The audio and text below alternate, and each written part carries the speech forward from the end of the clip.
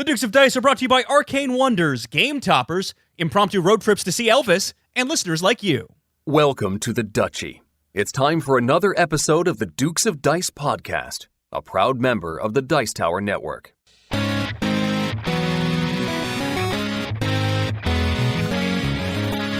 Coming to you from the Duchy in the Duke City, Albuquerque, New Mexico, and the home of Elvis Presley, Graceland in Memphis, Tennessee, it's The Dukes of Dice, a podcast about board, card, and occasionally role-playing games. Today, the Dukes talk big news in gaming, including the new Spiel this Jahres nominees and a year without GenCon. Then Sean and Alex dive into a review of Maquis from Sideroom Games. And finally, the Dukes take a look back at their review of Victorian Masterminds from CMON. And now, The Dukes of Dice.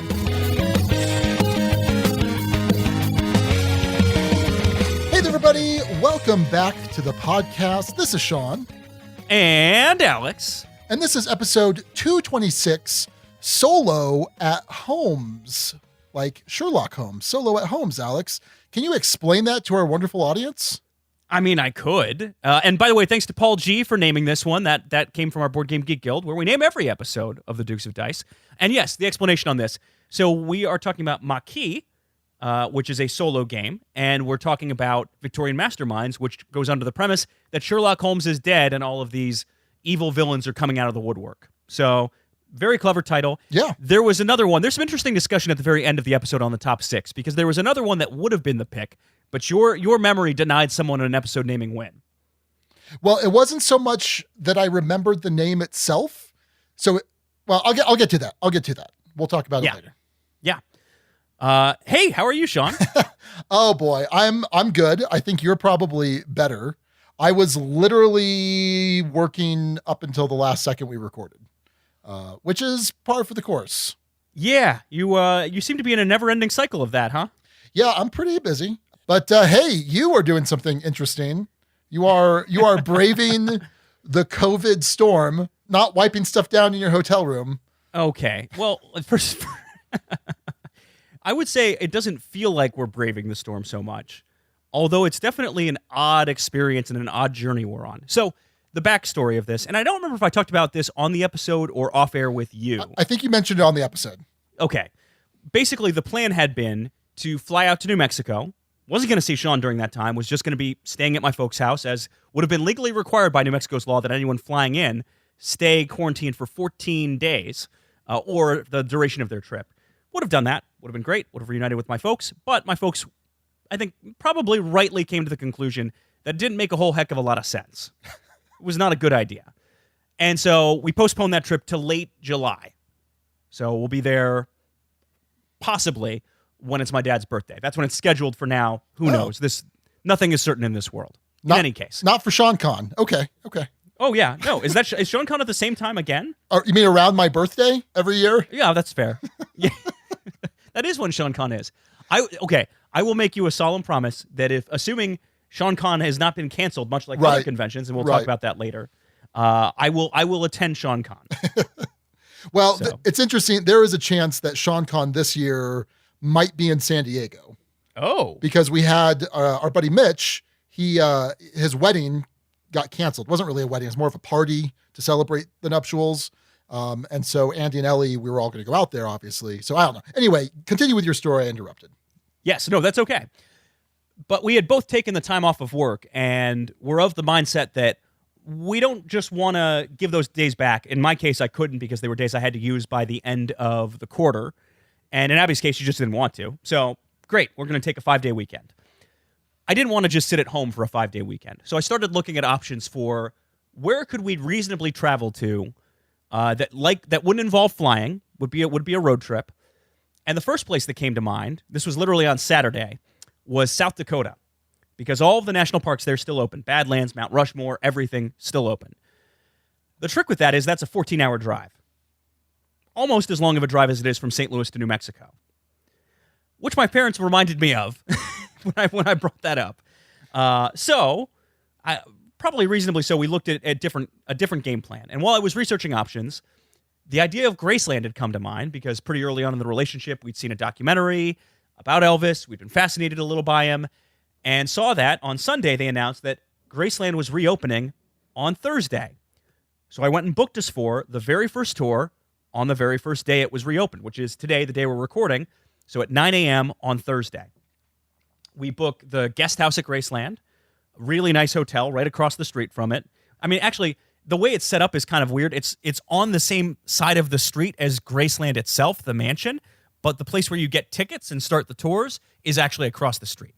It's all very confusing. It makes more sense if you're actually here. Anyway, so we're staying at this really nice hotel at a very discounted rate, as you'd imagine. They're looking to get folks in the door, and this place is relatively empty. Again, understandably so.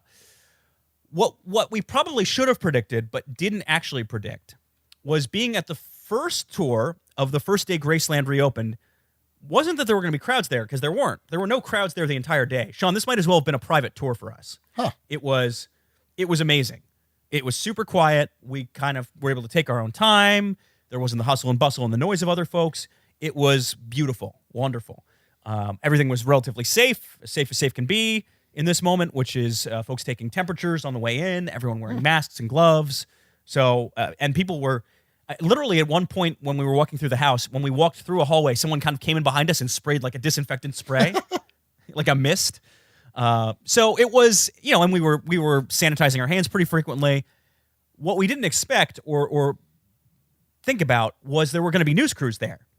And so every local news station in Memphis and a national news crew from NBC, as well as AFP from France, and of course a newspaper reporter or two, were out there to greet us as the very first tour on the very first day of Graceland.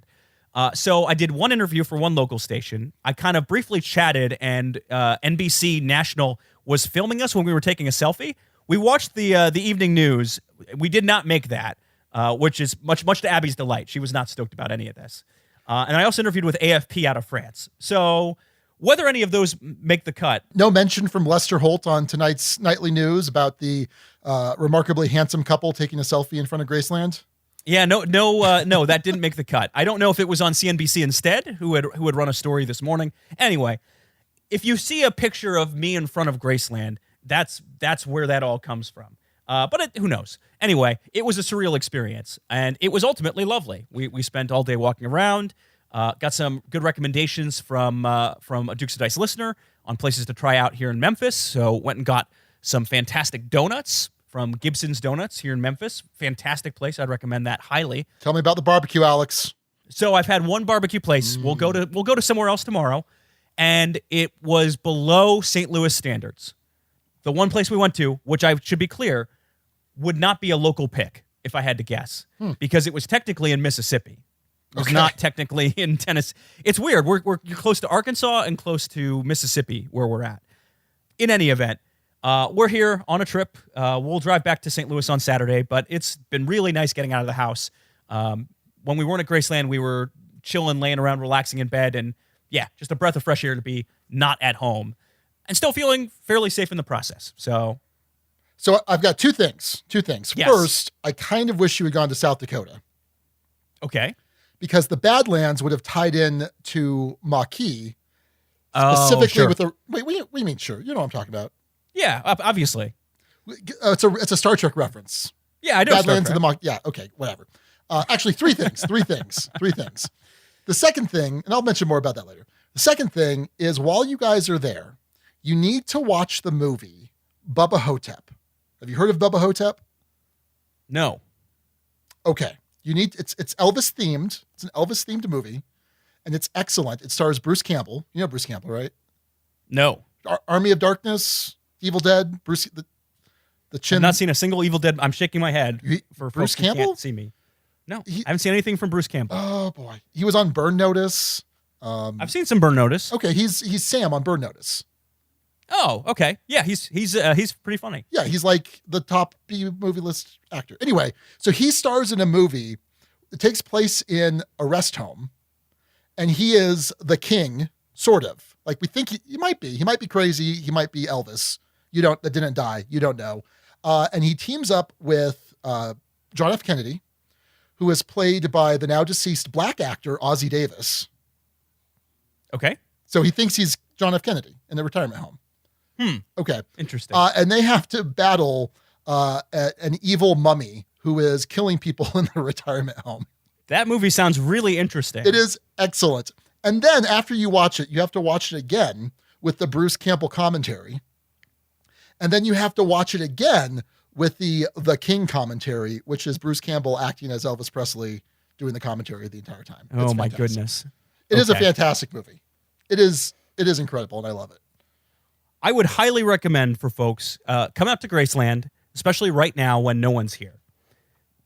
Because it's great. It's 8 gift shops and nobody in them except for one employee and us. It's these massive halls with Elvis's pink Cadillac and all of his other cars and no one but us.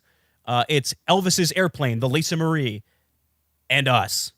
It was wild. It was really weird and probably impossible for it to ever happen again in our lifetime unless this exact situation happens again, which I don't know. You never know. Yeah. COVID-20. Yeah. Anyway. The third thing. Yes, third thing. How is it with this level of dedication? You are on vacation in Graceland and we're still recording the podcast. With that level of dedication, how is it we didn't get nominated for a Golden Geek Award? It might be because on a board game related podcast, we've gone 12 and a half minutes without talking about board games. Oh. That might be the reason. Oh, look at that. It's possible. No, plenty of them do that too. We're in good company. Oh, fair enough. I don't know, Sean. It's an endless mystery how that could have possibly happened. I don't know. So before we jump into games, of course, I have to always hold your feet to the fire on a Dukes of Diet update. I am where I've been. So no significant gains, no significant losses. I'm hovering between 260 and 262. It's fine. Everything's great. We've been doing some walking about not quite every night. I'd say like maybe 2 out of 3 nights. Chewie and I will go for a walk. She'll ride her scooter. We started playing Frisbee golf at the park, which has been pretty fun. Although she gets disinterested after like 3 or 4 holes. Yeah. And her throws aren't that great, but yeah. It's good. It's fine. Have you gotten her to get a mean forehand going with those yet or not? No. You know what? I cannot do a forehand to save my life. Oh, you have to with those disc golf ones, or else they're not going to go too far. Let me rephrase that. I can do. Oh, I see what you're saying. Yeah, but we're not doing. She's 6 years old, Alex. We're not doing. I understand. That was holes. Kind of the joke inherent in it. Yeah. Anyway, cool. Well, I'm glad you're doing that. I'm glad you're trying to get a little more active. And cool. Hey, games. Yeah. Sean, have you played any new games? Sort of, yes. Not really. So I've played a couple things online. I played some Scythe online, played some Terraforming Mars. I think I may have even talked about that. Has it been that long? My gaming is just not happening right now. It's really not. I played last night. I played some Barrage online on Tabletop Simulator with Matt, Matthew, and Eugene. I've talked about that before. One of the best games of last year. Oh my God, it's so good. So the only like really new play that I did play a bunch of Maquis, by the way, a bunch. But the other new play I had was more of a learning game. I fired up my computer and loaded up Vassal to teach myself Next War Poland from GMT Games. Okay. So it's mostly a 2-player game, and it basically envisions near future combat between nations. In this case, it is NATO versus Russia and its allies, and their initial invasions into Poland. Do you remember when we talked about the difference between tactical and strategic games? Yes. So our buddy Nick, good friend of the show, he's like, well, there's technically an actual military doctrine. There's a third level that's in between. It's the operational level. So it's not quite the full strategic, and it's not quite, individual tactical combat skirmishes and things like that. So the operational level, that's what this game is looking at, where it is, like I said, basically Russia invading Poland. There are 2 modes of play. There's the standard play and there's the advanced play. So far, I have spent about 6 hours reading the rulebook, watching some videos, and then muddling through on Vassal. I have played the very first scenario, which uses about, I'd say about 15% of the map. So it's like a huge map. Very tiny portion of the map just to kind of learn the game. Very interesting, very complicated. It is quite a step up from other war games I've played. You have to pay attention to the nationalities. Like, so for example, in this scenario, there's the Russians and the Belarusians. And if they're attacking the same target, there are penalties for that. Within a nation, you have to pay attention to different formations. So like there are different groups within, even national forces that don't train well together and don't work well together. You have to pay attention to that. You have to pay attention to the types of units, whether they're mechanized infantry, motorized infantry, armored cavalry, things like that. Those all have all these modifiers. I mean, it is wild. And it is just the standard game. Because then when you add in the advanced game, the standard game has abstracted air combat. The advanced game has actual air combat. Then there's a whole nother board that's the strategic board that shows what's going on around the Baltic Sea. Is it the Baltic Sea? No, wait. My geography just went off. What's north of Poland? That's the Black Sea?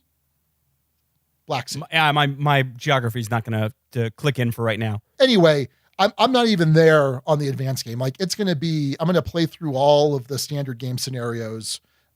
It is wild. And I am not looking forward to teaching this game to Rory because it's going to be rough. Like it's going to be super, super rough. But I really enjoyed like the process of going through these like heavy war games. That's like a day's work. You know what I mean? Like 6 hours of all that. Like it's a lot of work and it's hard and it's definitely not for everyone. And there's other games in the series. There's Next War Korea. There's Next War Taiwan. They're all based off the same system. And so, yeah, I'm actually most interested in Next War Taiwan, I think, but we'll see. I'll get this game under my belt. That's probably going to be my project for the next month or so. So having relearned Vassal recently has been great. I did play some more Combat Commander. It was recently Victory in Europe Day. And so I played a scenario from the Paratroops expansion pack. So yeah.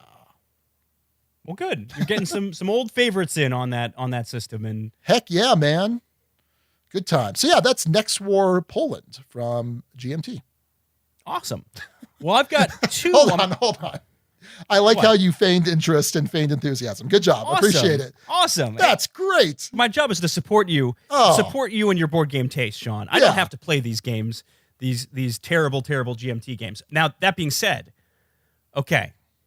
So you know how I give a lot of guff to GMT games for components and look, and I'm usually not a fan. Sure. So, recently I got a game. So I'll give a backstory. So Mike Fitzgerald, I have bugged him about trying to create at some point a Hockey Highlights 2062. I don't know how it would work in that system. I don't know if it would ever possibly work. Hockey isn't a game that makes a ton of sense for that system.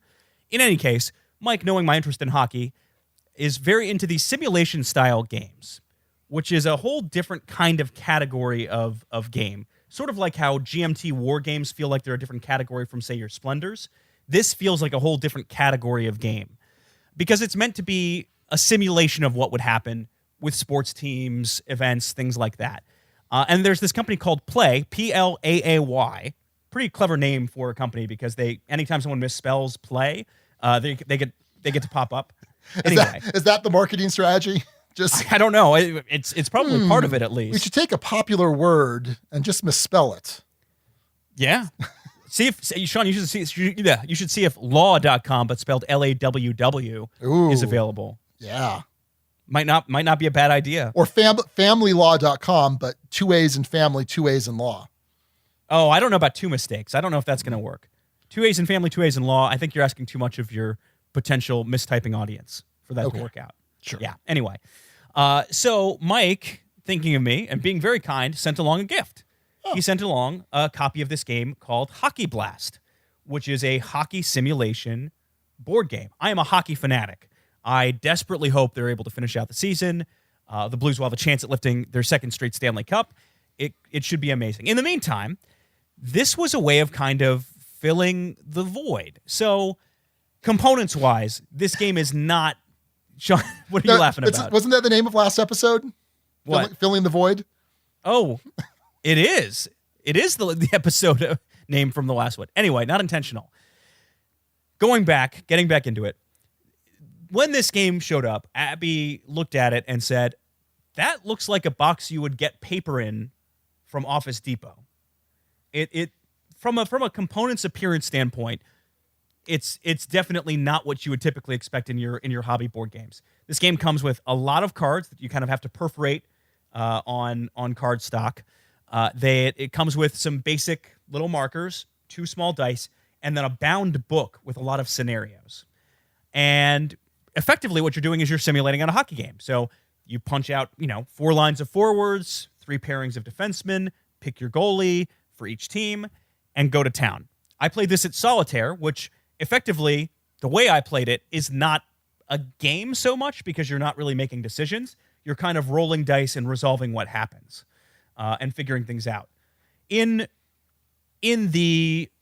is a way to play this with strategy cards and with decisions on when you change lines that adds some light choices into it. But it's the kind of game that's kind of a Tales of Arabian Nights-esque thing where you roll dice and you see what happens. You kind of see what fate provides. And it leads to some exciting results. So, yeah, how it'll often work is you roll dice to see what happens on the face-off, roll dice again to see what happens. It could be a penalty, it could be a fight, it could be a skill check against 2 players, it could be a breakaway leading to an immediate play for the team that doesn't have the puck. These different players have statistical categories on them and traits, and there will be things that will check those. And so different things will happen depending on if certain types of defenders are on the ice. And so I played out a full game with Mike's help in the first period, and then the second and third, I played out the rest of it. And I got really engaged and invested. It was a 0-0 hockey game after 1, 2-0 after 2, and then the third period was nuts. And the final score was 5-3. The teams that came with the game were the 14-15 Stanley Cup Finals teams and the 15-16 Stanley Cup Finals teams. In this case, I was playing Tampa Bay versus Chicago. Tampa Bay won. I won't dig too much further because there are a lot of non-sports Dukes of Dice listeners who are going to completely tune me out, and understandably so. This is not a game like Baseball Highlights 2045. You cannot like baseball and love that game. You cannot not love hockey and enjoy this game, I think. Or at least enjoy sports. Because it's you're simulating a hockey game. Sure. Is what you're doing. In any case. I mean, is it more akin to like Stratomatic Baseball or Pay Dirt? Did you play Pay Dirt?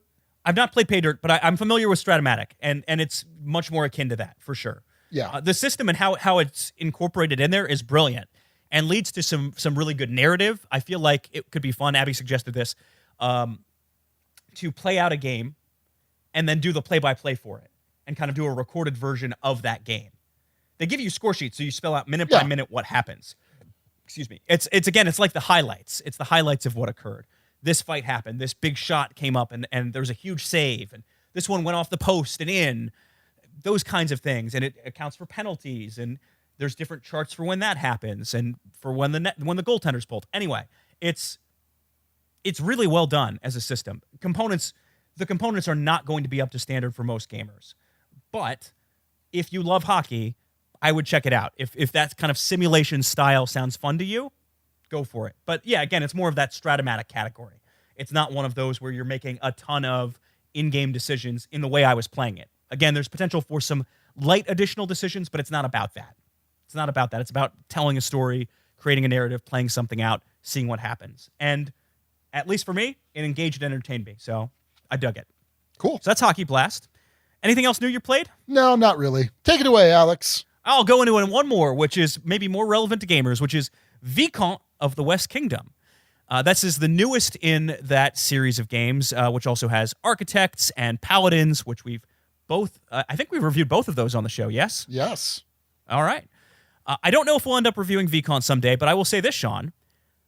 Even though I only played this in Tabletopia form, so digital implementation, I think this has a good chance of being a game in this series that you would give a 5 to. Oh, interesting. Yeah, because it takes some of the familiar West Kingdom concepts, but adds a nice level of decision making. How this one works is you are trying to move up in these different categories. It can be something along the lines of building a building, or it can be getting trade actions, or it can be getting bishop actions. I don't know the official names of all of these, so bear with me.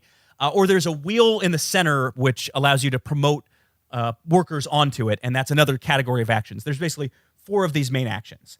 The turn structure works as follows. You have cards in hand. You're going to pick a card. You play the card. The card may have a play effect. It might have an end effect, because you have a row of these 3 cards. And you'll play them one at a time and then slide. So you'll slide cards, play the next one. Slide cards, play the next one. And when a card slides off, sometimes it'll have an effect. Sometimes it won't. In any case, not important. That card, after you play that, you can then discard a card to gain symbols to improve your action, or you can just go to your action. The symbols that are showing between the 3 cards on your board determine the power you have to execute a certain action. So if, for instance, if I have 3 of these, one of the kind of symbols, I can put 2 workers on the bottom step of this pyramid your workers are trying to climb. If I have some of these bishop symbols, I might have enough to grab one of these tiles and get some sort of usual immediate effect or endgame scoring effect. Or I might be able to, supplementing with resources, have enough symbols to build a building on the outside, improving my actions going forward with some light engine, not even light, some engine building if you choose to go down that route. There's also a trading post action that allows you to get resources you need to do the other 3 actions. This is a deck building game, so you're acquiring these cards. You're shedding other cards out of your deck. There's a corruption track and a saintliness track, I guess. It's hard to describe all the different facets of this game, but basically, there's a lot of crunchy decision making going on. Played it online with BJ and Joe, and I think this one has a good chance at being the best of the 3. Even though I was playing it in a method that was not ideal, it wasn't. I think it would play a lot smoother on tabletop. I dug it a lot. A lot of cool decision points in this game. There's a movement element where you have a pawn that, based on the cards you play, it gives you a certain number of movement points that you have to use. That's an interesting element to this. Lots of cool decision making. The deck building's intriguing. It's a good game. It's a really good game. So I anticipate we'll talk about it in the future. I'm interested to see your thoughts if you do get a chance to play it. Maybe if you're ever free, Sean, I can actually teach you that game now too. Yeah. So we could. It's weird. We could play a game together. I know that seems wild, but crazy.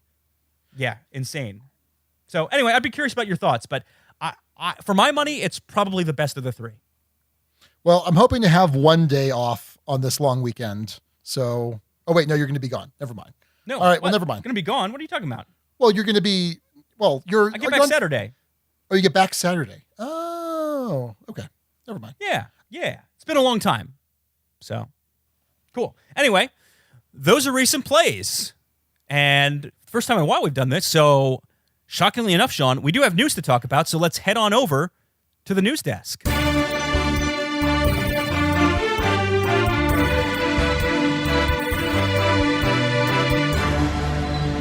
Sean, during this socially distanced time, we have mostly steered clear of news. Sure.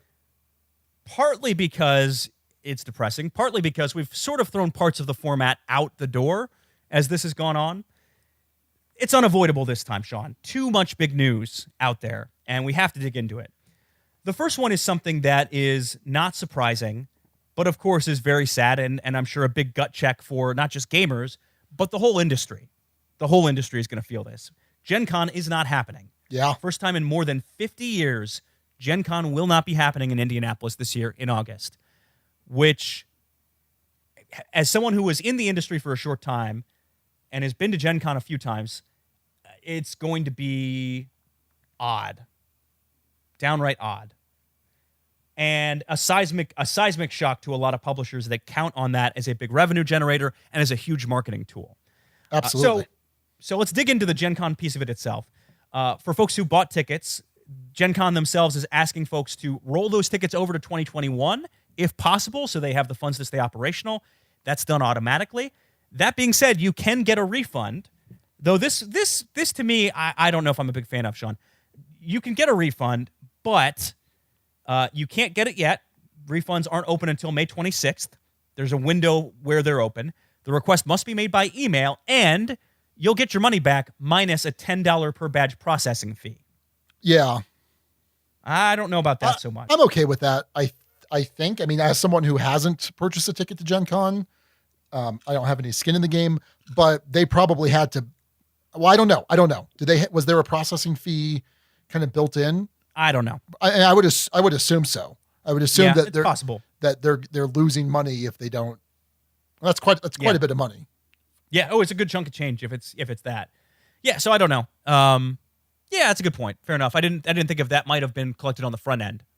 Anyway, regardless, it's that process is not open as of the time of this recording. It's set to open May 26th, and you have to make all requests by a specific email. So if you've bought a ticket to Gen Con and you weren't notified of this already, that's the process. Check it out.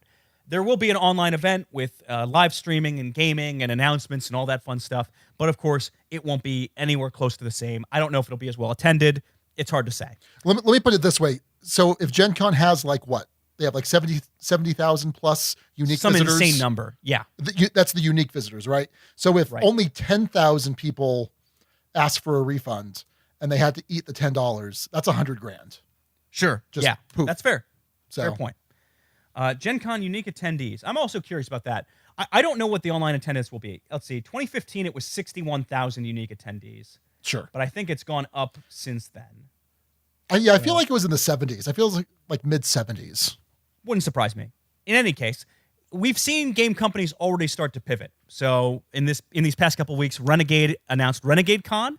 It's going to be a virtual convention June 5th through 7th. They're running game demos through Slack and Tabletopia. I've already signed up for a couple to see some of their new games.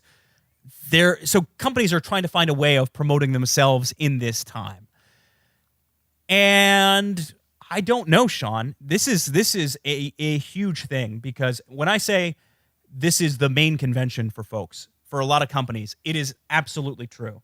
You know, you have Essen to try and market your products in Europe. Sometimes companies will use publishing partners for that. Sometimes they'll have their own booth. But if you're trying to market in the US, Gen Con is far and away the biggest. Origins is very large too, but Gen Con's the king. And of course, there's a reason we talk about Gen Con hotness and all the big new releases coming at Gen Con. I don't know how many of these new releases that were slated for this year might get pushed back due to folks worried about not being able to properly promote, not being able to have the traction, folks not playing it as frequently. I don't know what that's going to look like. I'm very curious by the end of the year to see how this affected the release schedule and how it affected the quality of the games available. I don't know. Sean, what was your reaction when you heard the news that Gen Con is wiped out? Oh, I mean, I expected it. I figured it was coming. And yeah, this is unprecedented. I was talking with my grandfather the other day. He is 90 years old. 90 years old. And I asked him, I'm like, so does this track with anything that you've seen in your lifetime? And he's like, no. He was too young to fight in World War II. But he was in his teens during World War II. And I'm like, is this in any way reminiscent of that? He's like, well, it's hard to say. He grew up in a small town in northern New Mexico. So it wasn't like, New York or major cities, things like that. He's like, so we weren't really affected. Like, we weren't affected by the rationing. We weren't affected by all of that stuff because they lived on a farm. They had their own everything. But he's like, yeah, this is the craziest thing I've ever seen. And so, yeah, it's not going to be business as usual. And I don't know if you knew, did you see that the Spiel at Essen was also canceled? I did not see that. Yeah, I was wondering. On the 18th of May, they announced that it's going to be canceled this year. Wow. So same situation, obviously. So I don't know what you do if you're a publisher, right? Renegade is doing its best to pivot to, hey, come attend our online convention, do some online, virtual game demos. I don't know if it's possible, by the way, you'd get more people demoing your game, depending on your staffing levels, than you would at a booth, just based on how things are set up. Sure. I don't know that for sure. I'd be curious what the numbers end up being. But regardless of that, you don't have as much of the secondary exposure of folks who walk by your booth or walk up and check out something or purchase something. There's a lot of companies that can use Gen Con as a revenue generator. Folks have been worried, and I saw an email about True Dungeon. Luckily, True Dungeon said, hey, we've been financially responsible. We've been saving money. We're prepared. It's okay. We're good to go. If you can roll over tickets, great. That'll help, but we should be fine. But there are a lot of companies that do count on Gen Con as a way to generate income, not just and from a marketing perspective, from just a direct people buying stuff from them Sure. or running events at this event. So, I don't know. It's a big hit.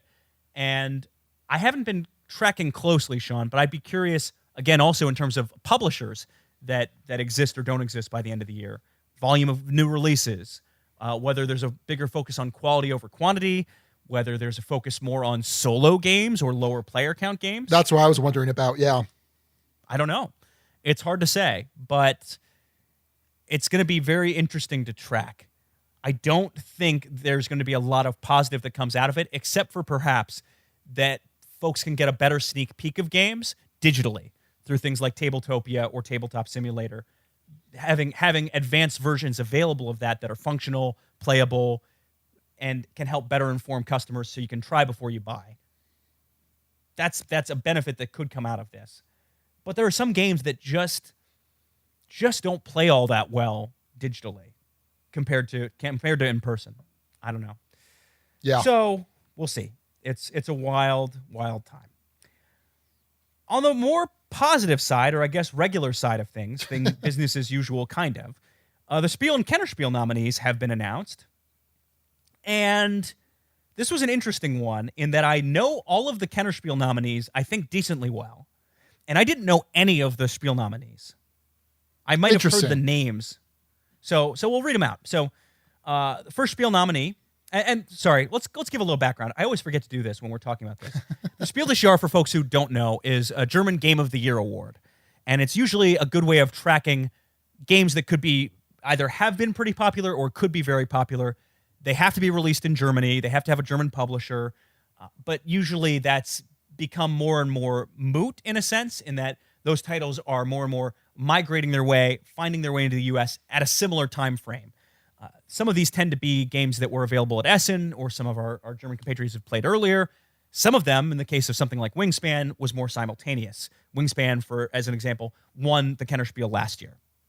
So let's talk Spiel, which is more the lighter side of Game of the Year. It hasn't always been that way, but it certainly has been of late. So we have My City from Rainer Knizia, published by Cosmos. It's a tile-laying city-building game with legacy elements. You build your own unique city over the course of several games. So that's My City. Top of the hotness on BGG right now, as I'm recording this. Nova Luna from Uwe Rosenberg, released here in the U.S. by Stronghold. Abstract tile-laying game with a moon wheel. You're trying to create patterns of tiles. It's sort of this ongoing puzzle, as best I can tell from watching a quick review from Dan King, the Game Boy Geek.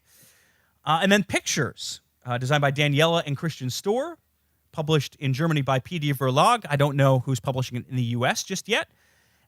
As best I can tell, this sounds a lot like Concept. You're recreating pictures using various materials that are given to you. Others at the table are trying to guess which image you're trying to make. I don't know if there's more to it mechanically than that, but at least from a quick description, that's Pictures in a nutshell. Sean, had you heard of any of these games? No, and that's somewhat typical based on their availability over here versus their availability in Germany. I was looking at the availability of them. So like My City is Cosmos, which has, pretty good distribution over here in the US. It's currently up for pre-order, and I'm not seeing when it's going to be available. Oh, July 2020. Yeah. And typically what we've done, because they usually announce the winners in July, I've made an effort to try and get some of the titles from Amazon.de in the past. Probably not going to do that this year. Yeah, fair enough. And then so I don't think the third game I don't think it even has a publisher here yet. Nova Luna, I'm sure, is going to get over here sooner rather than later because it's a Nuve game. It's been out over here. It's listed as a 2019 release, and it was listed as sold out. So I think they had a print run, but it sold through, especially after the announcement came out that this was a nominee. Because Dan reviewed this one in February. Oh, okay. Now, that being said, he gets games from Essen. Well, sure. But that timing would tell me it probably had a brief window for U.S. release. Yeah, I'm looking at online. It's been out of stock. Yeah, you're right. So, because it's Stronghold. So yeah, that makes sense. That's what I'm saying. Yeah. Yeah. Okay. If I'm comparing to last year, Sean, the reason I find this a little more unusual is the 3 games last year just won Llama and Werewords. Out of those 3, only didn't know Llama. Had played just one, had played Werewords extensively. And Llama was the only kind of mystery game of the bunch. So, right. Who knows? Kenner Spiel, the connoisseur game of the year pick. Those ones I'm much more familiar with. So we have Cartographers, designed by Jordi Adan. I don't know if I'm pronouncing that right, but published by Thunderworks Games. It's a map-creating game, flip and fill. It's set in the role-player universe. You are drawing maps of a fantasy world and trying to accomplish certain objectives. That's Cartographers. Sean, have you played that one yet, by the way? No, and it's really sad because I own it. I've read the rules, and it's been sitting. So I have 2 desks. I have the downstairs desk, which is technically where videos are filmed, when they're filmed, which is now my work desk. I have the upstairs desk, which is my editing machine, where the podcast gets edited. It's sitting upstairs on the upstairs desk for some reason, and there's no reason I couldn't just play it solo even. So I will probably try that tonight, Alex. Sean, I will make a prediction on this game. Yeah. I think Chewy can play this. Oh, okay. I think Chewy could play this successfully. Huh.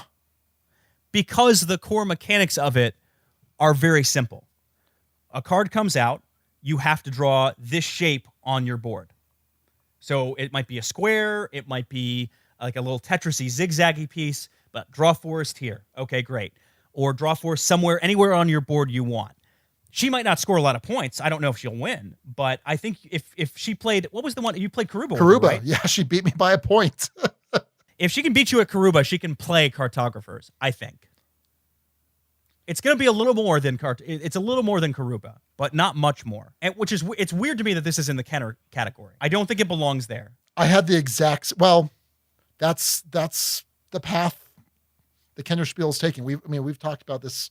It seems like every year for the past 4 years, probably 4 years, maybe 5 every year, but maybe the first year of the podcast, that the Kenner, the Connoisseur Award, has gotten lighter and lighter and lighter, but that's fine. Well, that's fine. Yeah. Well, and honestly, with The Crew, the next nominee, this is designed by Thomas Singh, published by Cosmos, a cooperative trick-taking game. It's the mind with more objectives, some limited information. A game I've played and talked about on the show. Played it via Tabletop Simulator. And by the way, I've played Cartographers, but played it via Google Docs, a custom Google Doc thing that worked really well, actually, at Jamie's Game Night. So The Crew is also fairly light. It can be complicated to win. It can be complicated to do well at, perhaps.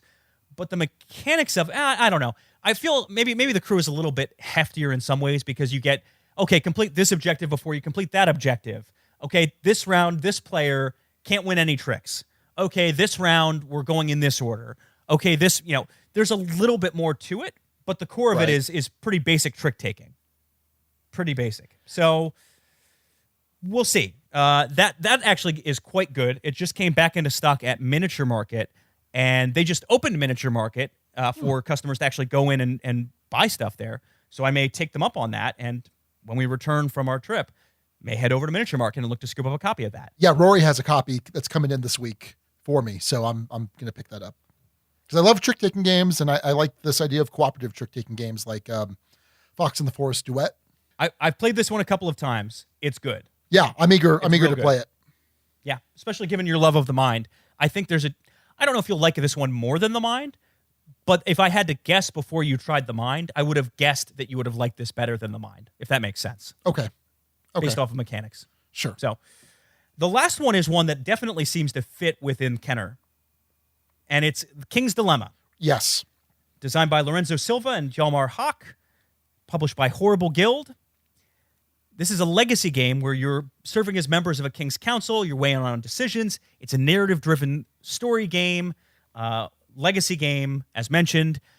And this is one that, since Shut Up and Sit Down reviewed it and gave it high praise, has been impossible, absolutely impossible to find.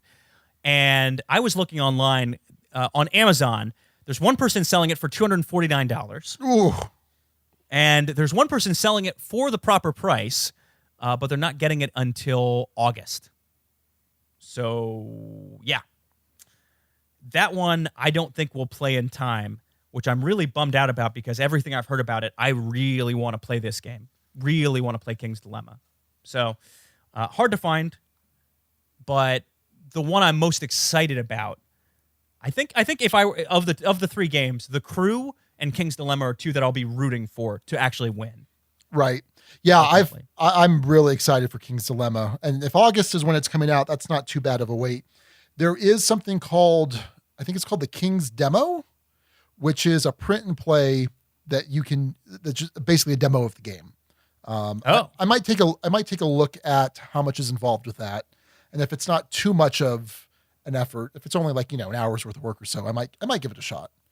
Heck yeah. I'd be very down for that too. So yeah, I know our buddy Aaron from the Boards Alive podcast had played it. I was like, cool, I'm in for next campaign. He's like, nope, one campaign per box, my dude. So yeah. And what also is a bummer is I know there are folks in the kind of the local Stonemaier affiliated game groups. I know there's at least a couple of folks who have played this one themselves, and I am desperate to try it. I really want to try this game, but I don't think it's likely to happen anytime soon. So, oh well. August, it's right around the corner. Yeah. So look, we don't know enough about the Spiel ones to make any kind of predictions, but of the Kenner Spiel nominees, and from what you know, because we know more about those games, any early prediction or any early leaning to who you think could win? It's not going to be King's Dilemma. Oh, even though I think that's the one of the three that I would enjoy the most. It's my guess. Again, this is having played none of them, but knowing enough about them. My guess is it's going to be Cartographers. That's my guess. I don't, and I know a lot of people love that game. I don't love that game. I like that game, but I don't think I think it's the weak one of the three. Again, having not played King's Dilemma, I don't know. Maybe I'll hate King's Dilemma, but from what I know of it, it seems to be the weak one of the three. Yeah. So, we'll see. So if I'm comparing it to last year's winners, right? So you had Wingspan 1, and then Carpe Diem and Detective were the other two nominees. King's Dilemma is Detective. Yep, that's exactly the analogy I was going to make. And I think Cartographers is closer to Carpe Diem than it is to Wingspan. But maybe it's just my own biases on that. That may not actually be true. I like The Crew a lot. I think The Crew has a real good shot at this. I feel like you're just comparing maps to DMs, and there's no comparison there. There is no comparison maps to DMs. You're accurate. So in any case, we'll see what happens with all of that. One last item in news, Sean. I know it's a full news segment, which is it's very long, right? Oh, I'm exhausted. Yeah, sorry. But I did want to talk about a game that I actually got a chance to try ahead of its Kickstarter launching, a game called Bullet Heart. Or just Bullet. I don't know. It hits Bullet with a heart next to it, but it's not spelled out as heart. So take that for what you will. This is the latest game from Level 99 Games. This is a shoot-'em-up inspired puzzle action game designed by Joshua Van Lanningham. I might be mispronouncing that. I'm sorry, Josh. Lots of play modes in this. It has cooperative competitive in the mix. It has team modes. It reminded me a lot, Sean, in a good way, of Puzzle Strike. Not necessarily in its mechanics, but in its feel. In its, I'm going to do stuff on my own board that I then send over to your board that messes with you. And you're going to do the same to the person to your left, and they're going to do the same to the person to their left. How it works is these are real-time rounds. So you play as one of these various heroines, all of whom have completely unique mechanics. Some mess around with gravity. Some use math. So they all do different things in different ways, in really cool ways. You have a bag of chips, and you're going to draw chips, and they'll have these different colors. I think they're bullets technically, but they, at least how I play it, they look like chips. And so if it's a red 4, you're going to count down 1, 2, 3, and the fourth empty space in the red column is where that bullet goes. If a bullet ever hits the bottom space of the track, it hits your character takes damage. As bullets are added to the board, it gets worse and worse. You have 3 minutes to play through a round. You can only stop a round when you've emptied out the bag of chips that you have. In the meantime, in the middle of drawing those chips, you can at any time, if you've completed a pattern, execute a pattern. So you have certain cards in front of you that you can flip over to send chips in the pattern. So, for instance, if it's it's hard to describe this one without a visual. But let's say it's a cross pattern, for instance. It might say you're required to have a red chip here, a yellow chip here, and a green chip here. And if you do, the chip in the middle and the chip on the right go to your opponent to your left. And then this pattern is discarded. You also have action points. The action points do different things depending on your character. They might allow you to move chips into different columns. They might allow you to draw more patterns to use to attack your opponents with. In any case, any chips sent to you don't go on your board immediately. They go in your bag for next round. So there's 3-minute rounds you're working with. So you have 3 minutes to kind of solve this individual puzzle you have and strategize and work it out as best you can. And when that time's up, that time's up. There's another benefit, kind of similar to Agents of the Consortium, which has a little mechanic where if you finish early, you take a benefit. It's that kind of like that schoolhouse benefit. This one has something where if you finish, whoever finishes first can take a benefit card in the middle that might be better or worse for future rounds. A little clunky in the description, and I'm sorry for that, but hopefully that gives you a sense. It's not a deck builder, because that's not what you're doing. It's not a bag builder. That's not what you're doing either. You're using action points and setting up patterns to move stuff over. The game has each of the heroines in it on the flip side has a unique boss, which plays completely differently. So you can play boss attack mode, you can play in teams, and you can play, of course, against each other in a competitive match. Played through about a half game of this, got a good sense of how it feels, and it's really elegant. It's really snappy.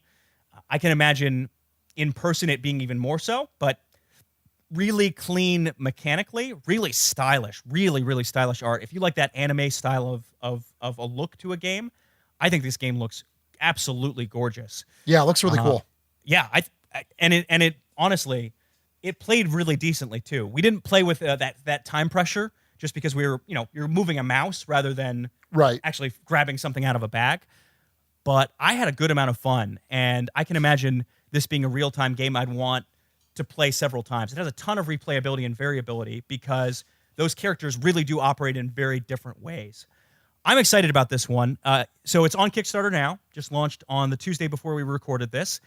As of the recording, it's about $120,000 raised of its $50,000 goal. Base pledge is $39 in the US. I didn't see what the shipping was on that, but seemed fairly reasonable for what you're getting. I would say Watchdog Duke Alex's ears were not pricked up by this. I would think you would get a pretty decent value. I think there's also a more deluxe version where you would get an upgraded components for the chips that you're drawing and moving around. Yeah, I think that's 59. Yeah, there you go. So yeah, that's Bullet Heart from Level 99 Games, a friendly Albuquerque-based company, which we'll be talking about another friendly Albuquerque-based company here in short order. But Sean, I want to get your thoughts. Does this look something like something you might back? I probably will not back it, but it's something I definitely want to play. Something I definitely looks interesting, and But I just backed Frosthaven. Fair, so, okay. I thought Gloomhaven had fallen off enough for you to not jump in on that one. No, so Frosthaven, I'm probably going to wind up playing solo. It was too hard. The sessions were too long for me and Raquel. We were playing two-handed, and I think that was too much for Raquel. I think that was a huge mistake. So yeah, I'll probably play two-handed myself with Frosthaven, and yeah. Could have been like our Pathfinder days. Yeah. Those days are long gone, Sean. Long gone, never to be seen again. Well, anyway, I'm about 50-50 on backing this one. I may jump in and pull the trigger on this. It was fun. I enjoyed the demo I had. Again, I only played it on Tabletop Simulator, didn't play a full game, didn't play real time, all those caveats. But what I did play, I found really intriguing. And if you like that sort of video gamey anime style, this will be right up your alley. So give Bullet Heart a look. Sweet. So yeah, on Kickstarter now for another few weeks. And that's a look at the news, Sean. Let's head on over to the review after a word from our sponsors.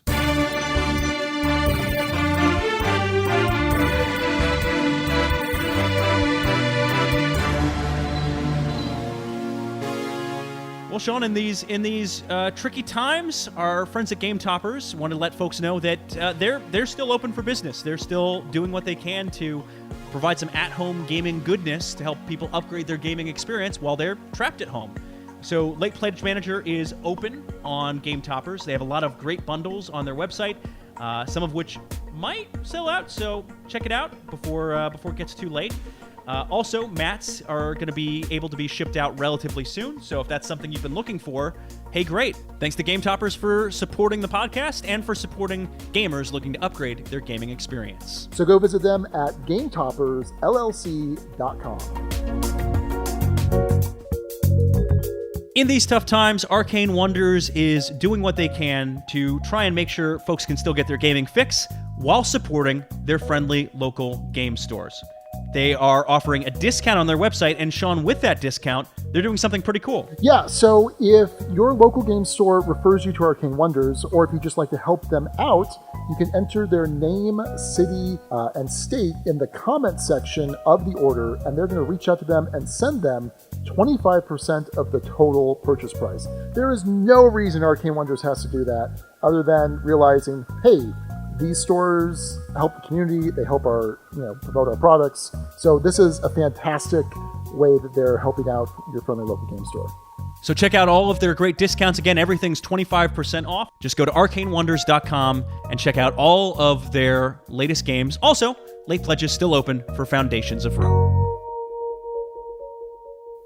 It's occupied France, the middle of the war, and you are in the shoes of resistance fighters trying to make a difference. But you're acting alone. And when I say alone, I mean it's a solo game. That's right, we're talking about Maquis. Maquis is designed by Jake Staines with artwork and iconography by Ilya Baranovsky.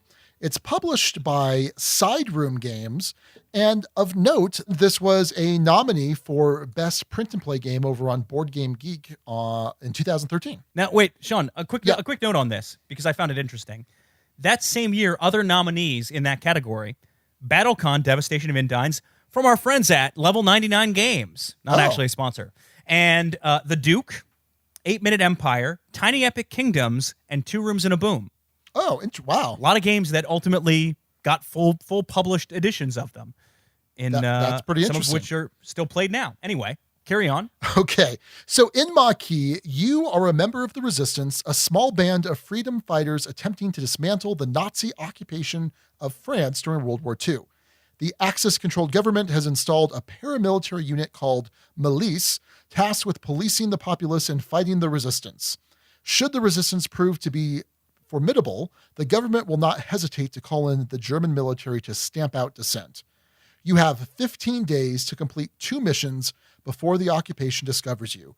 If successful, the resistance is won. However, if the town's morale drops to 0 or all 15 days run out, the occupation succeeds in crushing the resistance. Engage the Nazi occupation of France in une petite guerre to throw off the yoke of oppression and free your homeland.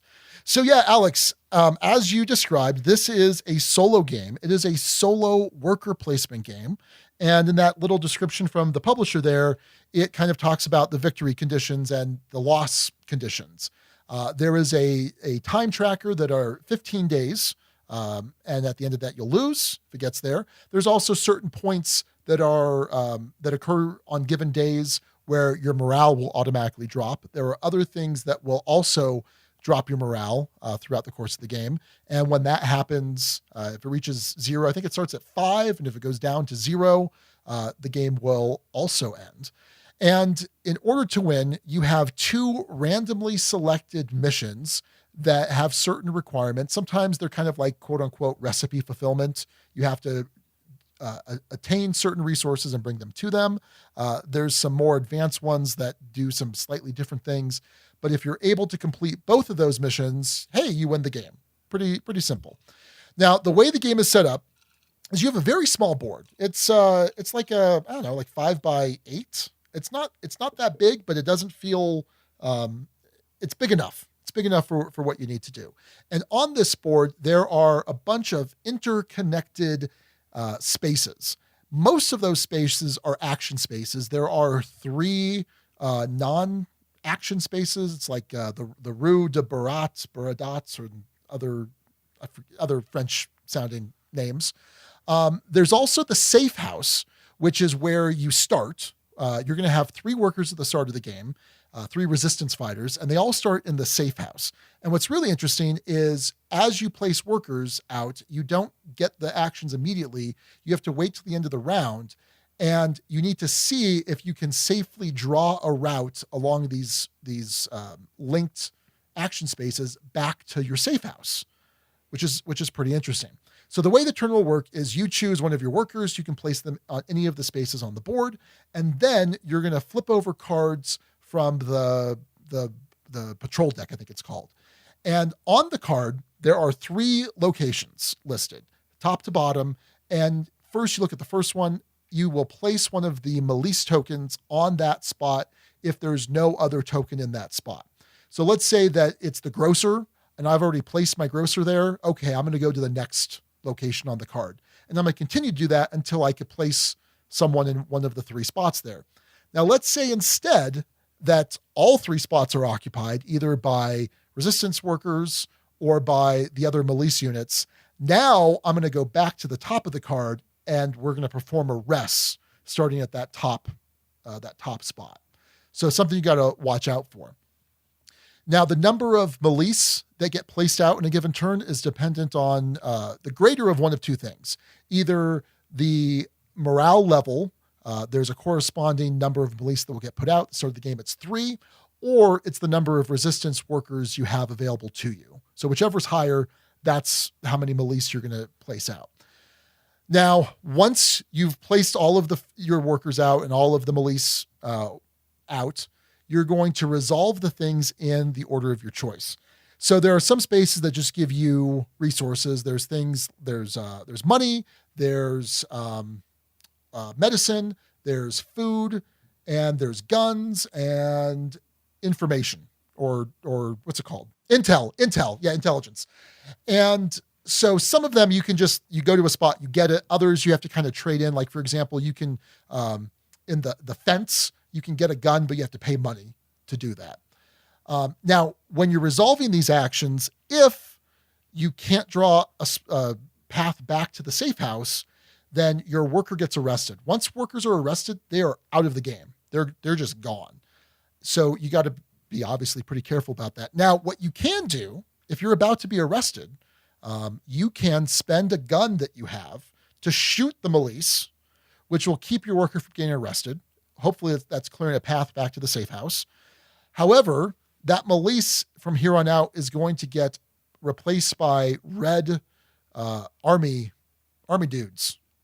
And it's also going to decrease the morale by 1. And these army guys cannot be shot.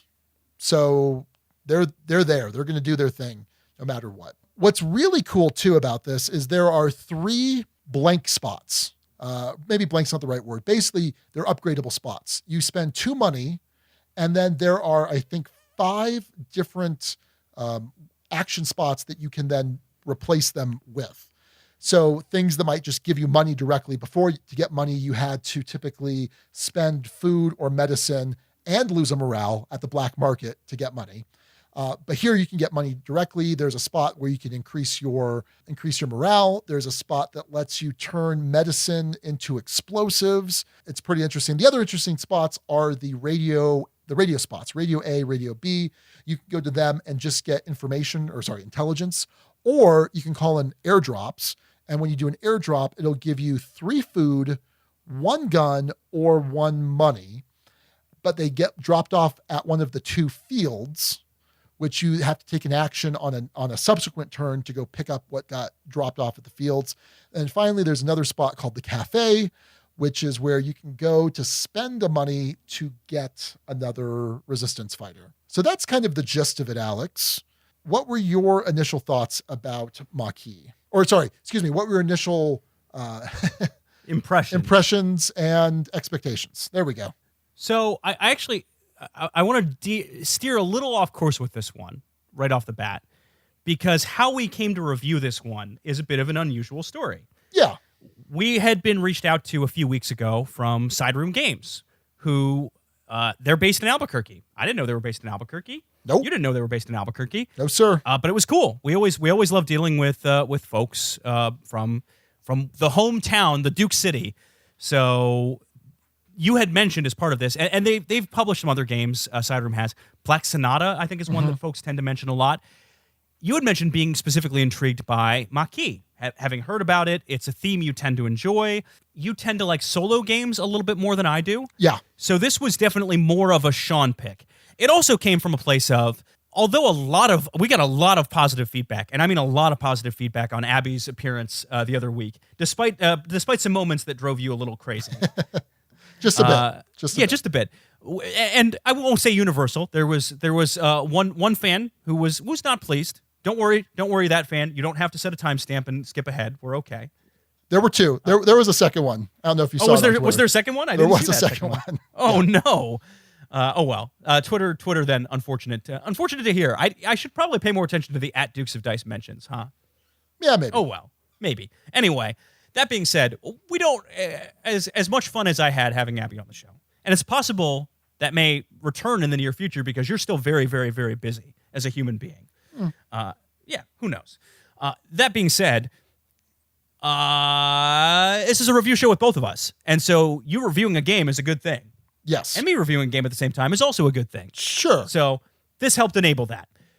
So what happened was the fine folks over at Sideroom were willing to drop off the only 2 copies they had, including his own opened copy, which Raquel then shipped out to St. Louis. You have one that was in shrink that you'll return to him, presumably sanitized in some form or fashion. So, yeah, that was how we got our hands on Maquis. And I didn't have a ton of impressions going into this. This is not a theme that excited me. The concept of a solo worker placement game was intriguing to me, for sure. But this is not the kind of game I would seek out and try and play.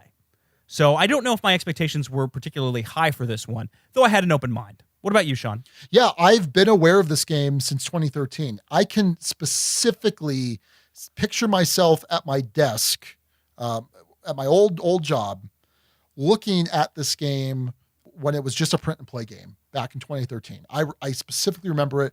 I downloaded the files. I put them on my Google Drive at the time, and I was planning at some point going to FedEx Kinko's and printing it up and playing it because it sounded really cool, and it wasn't that much work to do the print and play. So I never did it, and I remember seeing this on Kickstarter and going like, "Oh, cool!" And I actually had intended to back it, but I never did.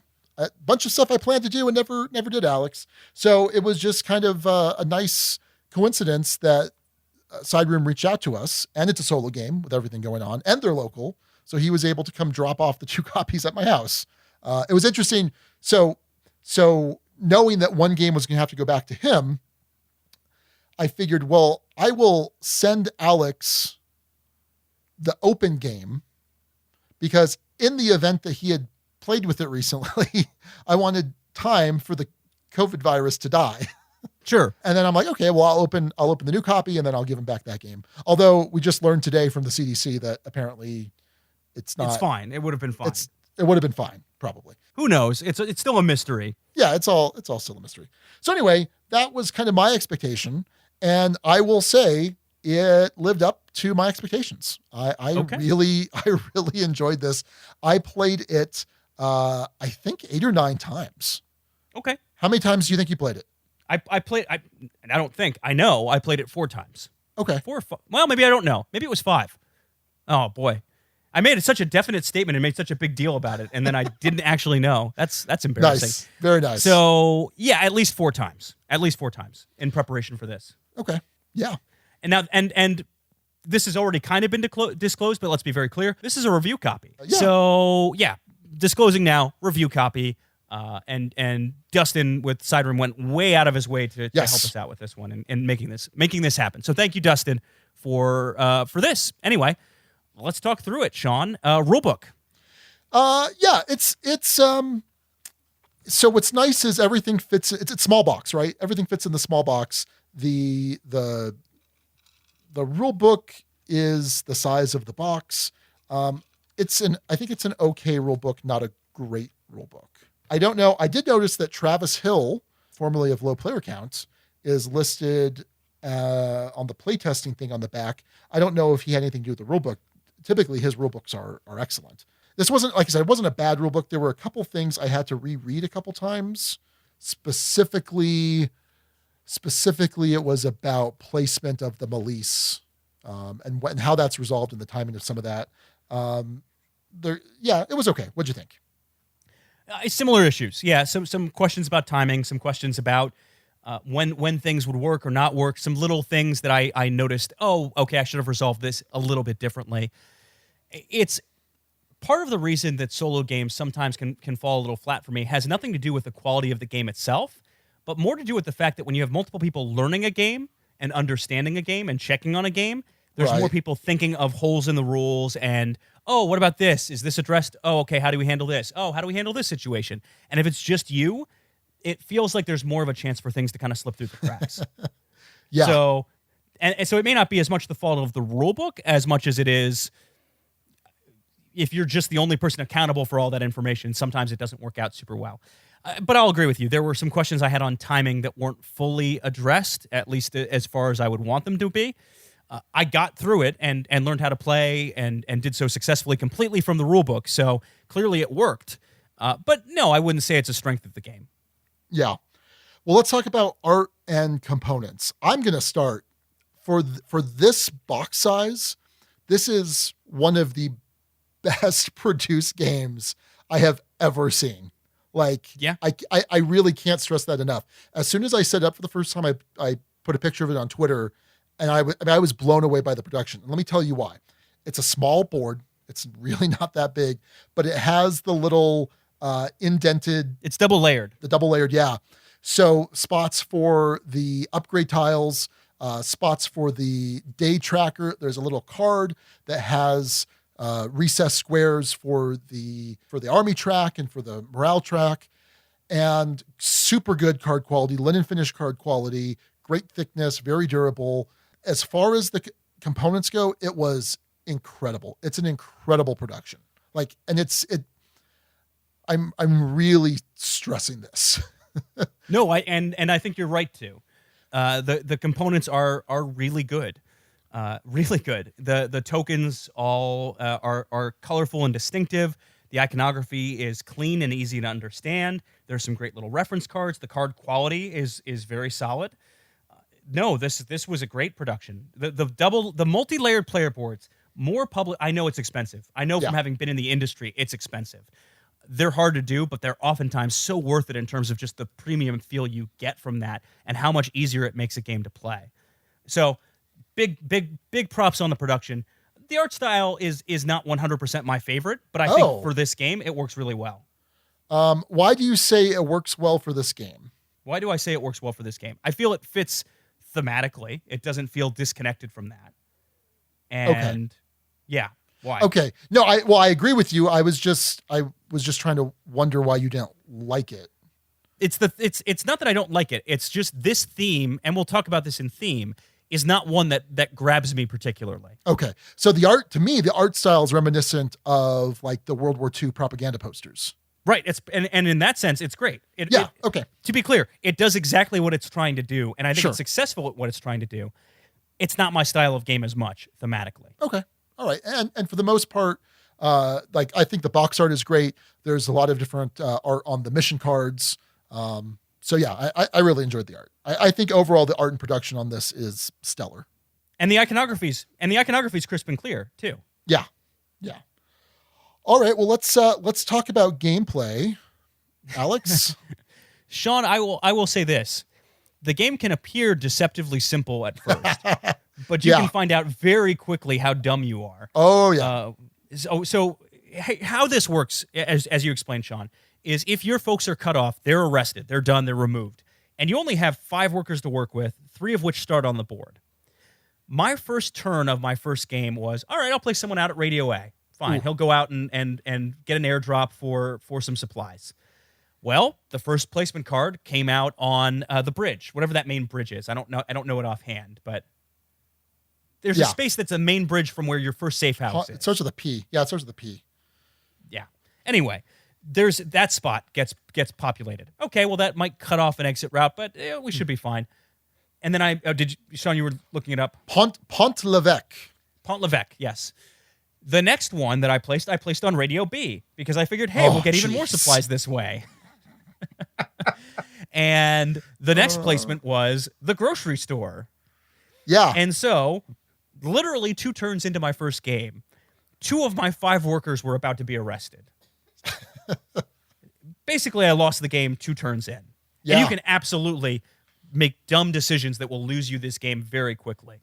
Very quickly. Because that deck, when you're reading through the rules, you don't get a sense of exactly where the placement's going to be from the patrol deck, what that might look like, where those folks are likely to be. And you also don't get a sense until you really are playing the game just how limited some of the paths are in a good way, right? It's supposed to be that way. It's supposed to be kind of this, you're trapped, you have to kind of find and build routes. But the one thing you don't realize is you have to build your way out from the safe house and work that way until you either build another safe house or build, who knows what the scenario is. Right. I will say this. I love that how you play this game can shift so much based on the 2 mission cards that are in play.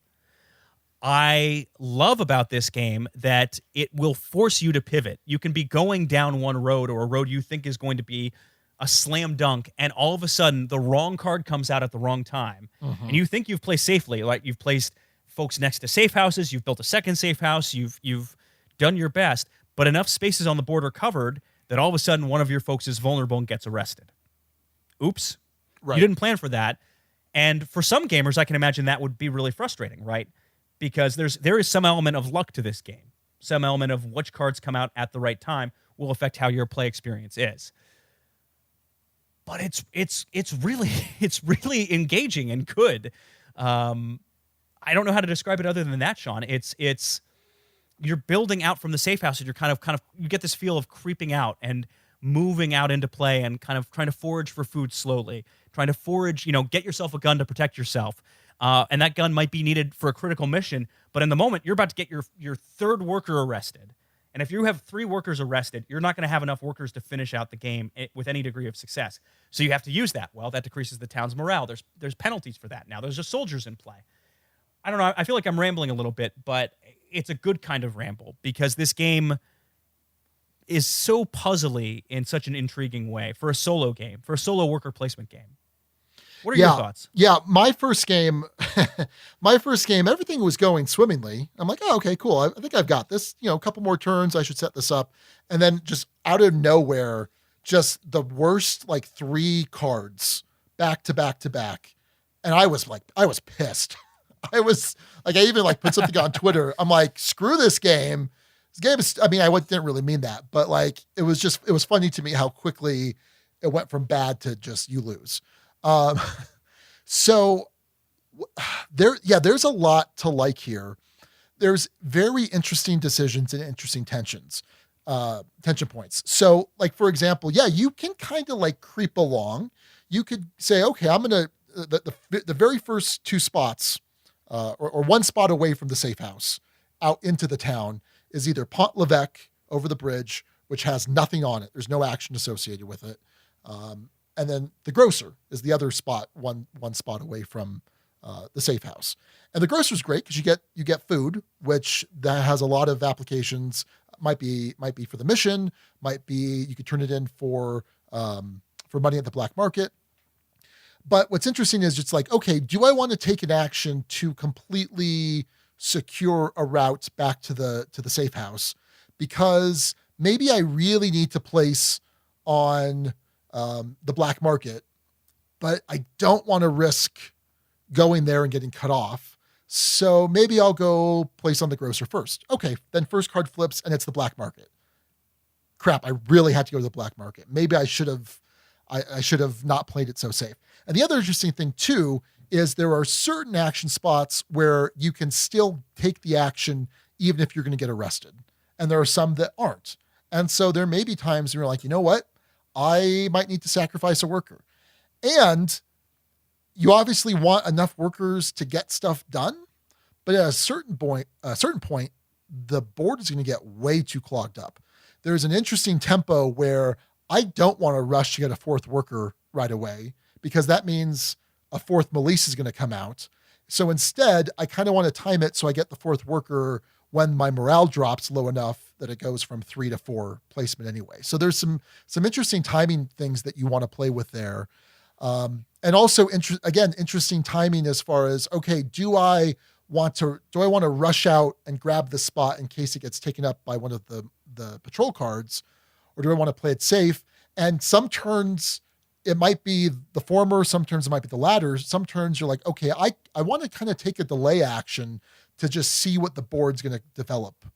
There's nothing critical I have to do right now. So you might have some turns where it's set up and other turns where it's like mission critical. So what's nice is you have 3 spots that are not part of the town that you can go to. There's 2 fields, and then there's the cafe. And with the fields, they can only ever have 1 drop. And you can't go to a field if it's empty. Like something has to be there. But the cafe you can go to, even if you would tend not to use it. And there were times I would go to the cafe just because I didn't want to risk putting another worker out in the town that might cause an arrest or something else.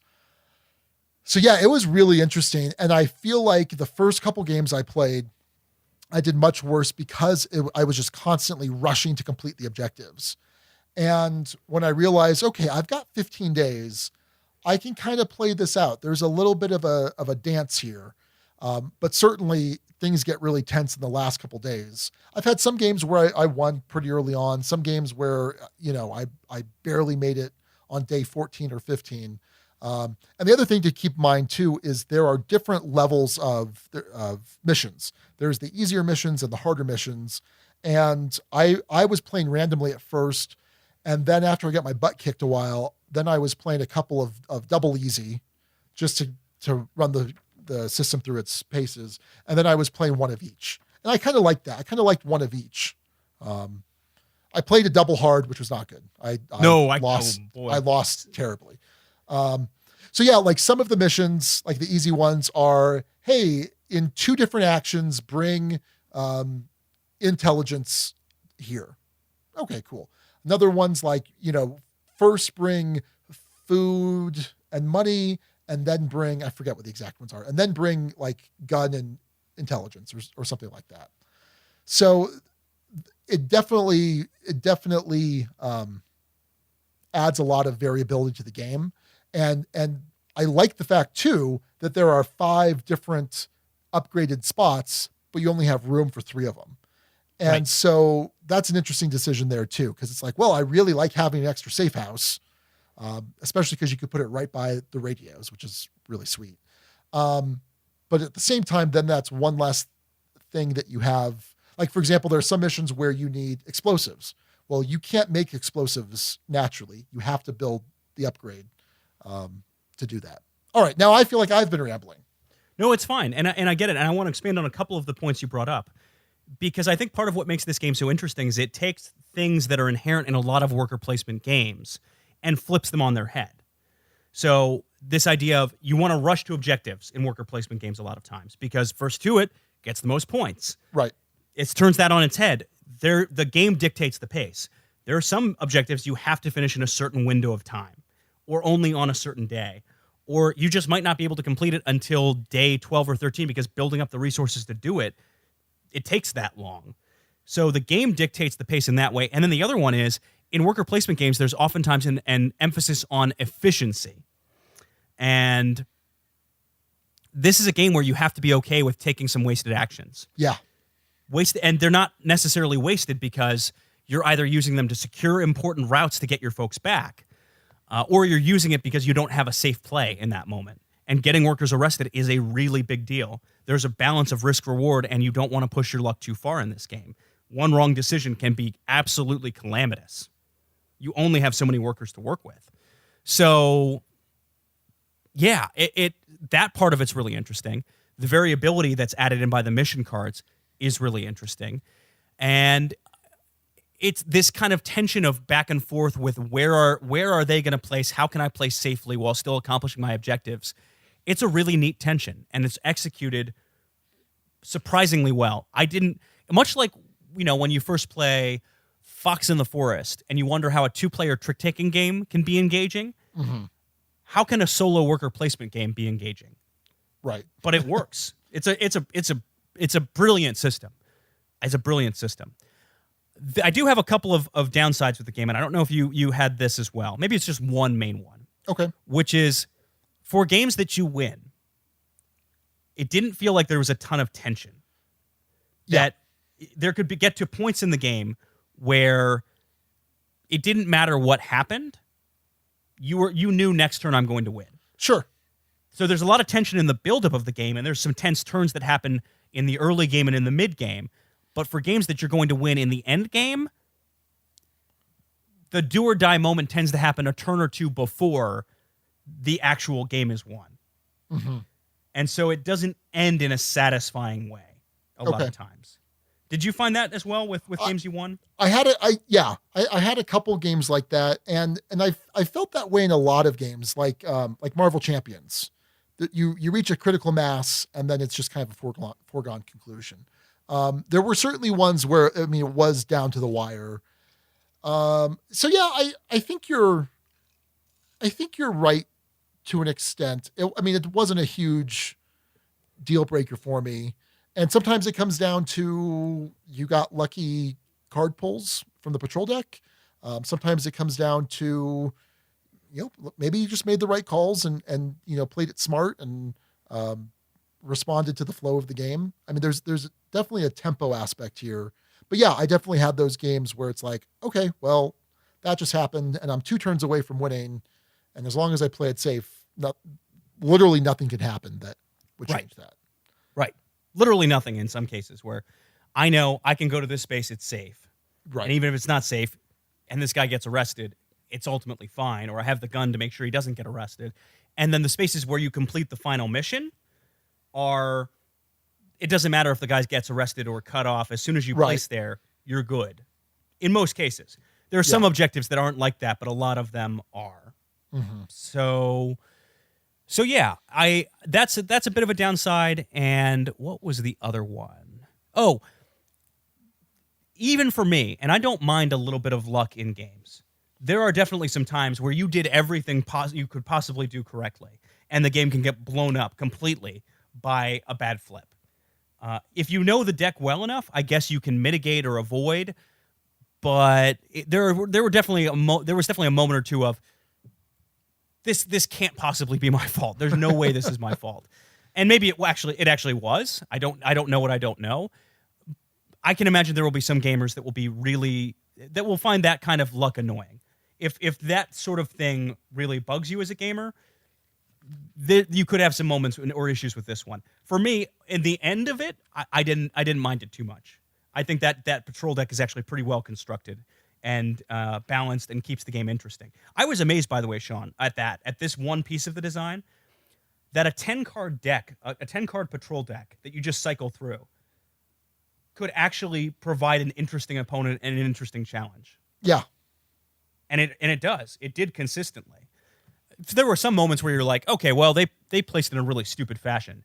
But there are moments where it's very clear that the deck was well thought out, well tested, well done. So I don't know. I'm of two minds, but it's mostly positive. It's more positives than negatives for sure. So I'll say, you're able to look through the discard pile of the patrol deck.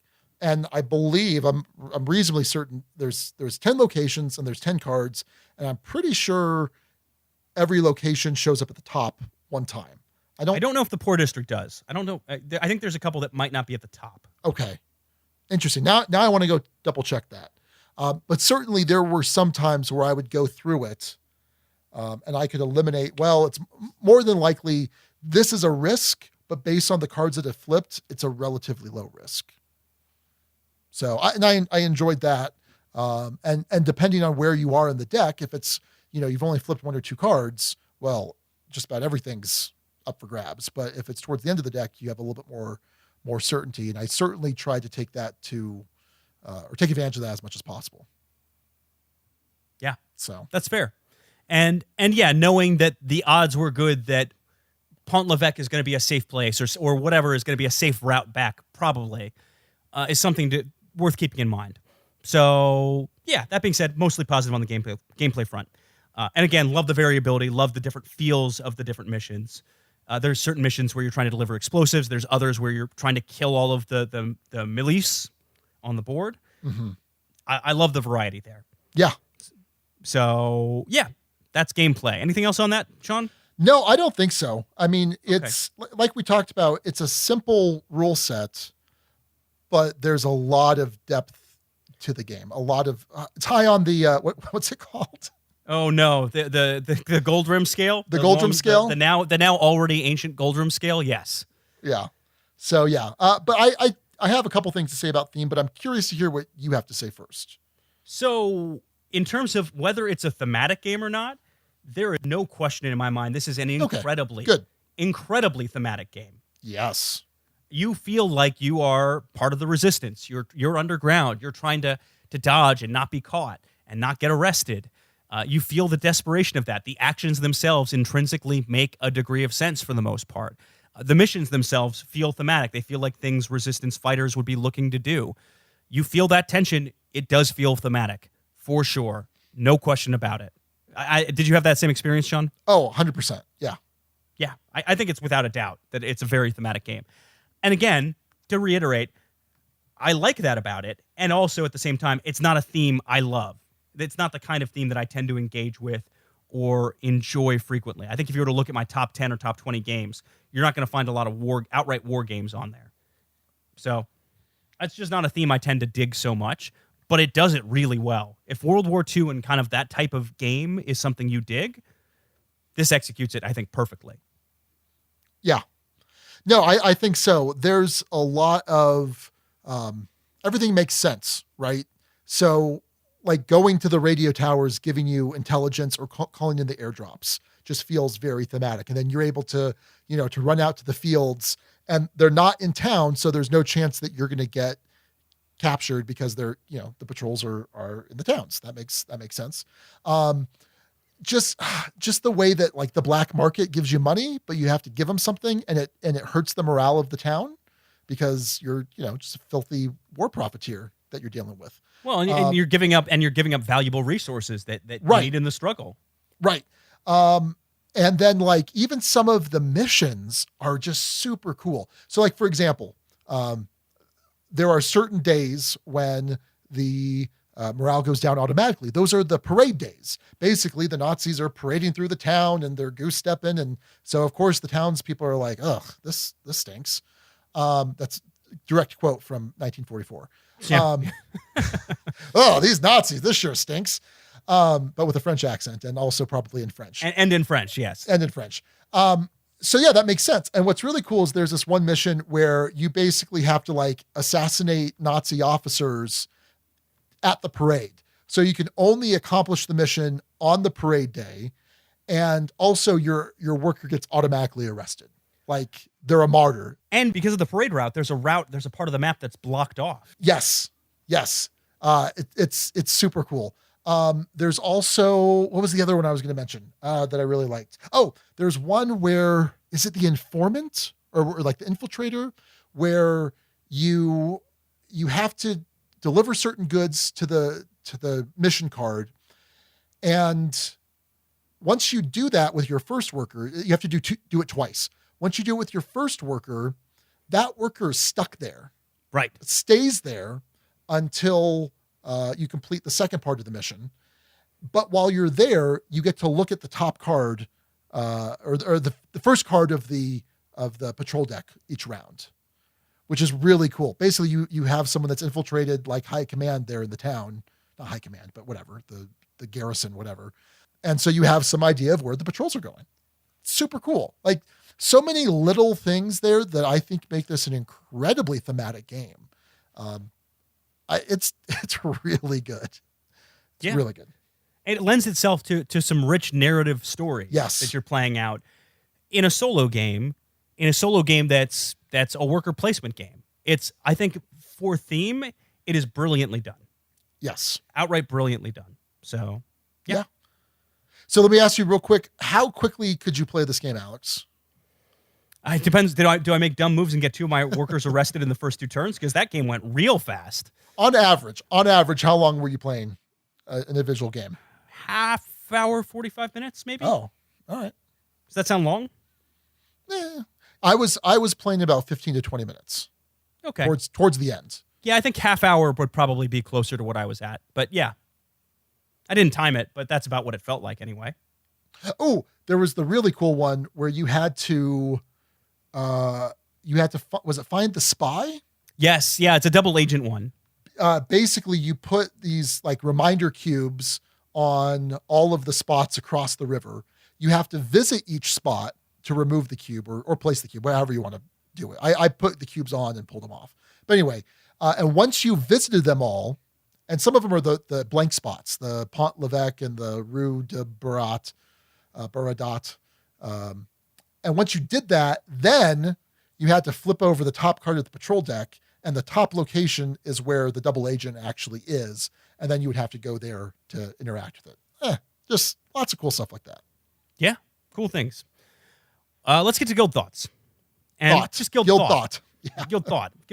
There was another one that was sort of buried in Baker Mitchell's comments, but it was kind of thin, and we'll bring it back up again when we talk about the double take, because he was comparing the 2 games. Okay. Dustin Dowdle says, Maquis is an amazing game. I love the simple elegance of this game. Tough decision spaces are created in the game, and I love how the events allow for replayability. It's a very tense and wonderful design. It's a 5 for me. Yes, I've invoked the overused word of elegance, but it's so appropriate with this game. And we haven't said it a ton, Sean, but I think, again, because of that thin patrol deck, fairly simple rule set, I think it absolutely fits. I think elegant definitely fits the bill. Right. And for the record, we rate things here at the Duke's Dice on a 6-point scale. So Dustin was basically saying this is a 5. A great game will rarely turn down a play of it. So, Sean. Yeah. I think it makes more sense for me to go first with this one, perhaps. Sure. Do it. So again, we rate things at the Duke's Dice on a 6-point scale. 1 being bad, bad, very bad. 6 being good, good, very good. And usually most games fall somewhere in between. And this will fall somewhere in between for me. It is not as low. I might have expected this to be a 3 before actually playing it. It's not that low. The game itself is too well designed and too intriguing. Too much tension to it. Is it a 6? No, it's not quite that high. Is it good or is it great? For me, I think the game is well designed and does enough cool stuff to where a lot of gamers will find this at a 5. For me, it ultimately falls at a 4. I think a really solid score for what my expectations were of this game. But I'd say a good game worth playing just not all the time belongs in the Duchy. Better fits my thoughts. I will say, unlike a lot of 4s, including one we're about to discuss here in a moment, I think this is unlikely to fall in the year to come. I think it's likely I'll have played it 1 or 2 more times since at least, or at least have fond enough memories of what this game does and how it showed me what can be done in the space of a single worker placement game. It's a really, really great design. My main downsides are just sometimes the game doesn't end in an interesting way, and the theme just isn't something that grabs me. And one of those, maybe the game could have done something about. The other one, it's just the nature of the theme. It's not anything. The game executes the theme that it has really well. It's just not a theme I care about a ton. But that being said, I would still give this one a solid recommendation. It's a 4, but it's an enthusiastic 4. So that's my score. Sean, what about you? Yeah, so it's not going to be a 6. It's going to be a 5. A great game will rarely turn down a play of it. I like this game quite a bit. The only thing that might be holding it back is the length of time and the complexity. And that's kind of unfair, but what I'm really saying here is I like this system quite a bit. And I wouldn't mind seeing a new version, not a new version, but a game with the same theme that was built into a little bit more in depth of a game.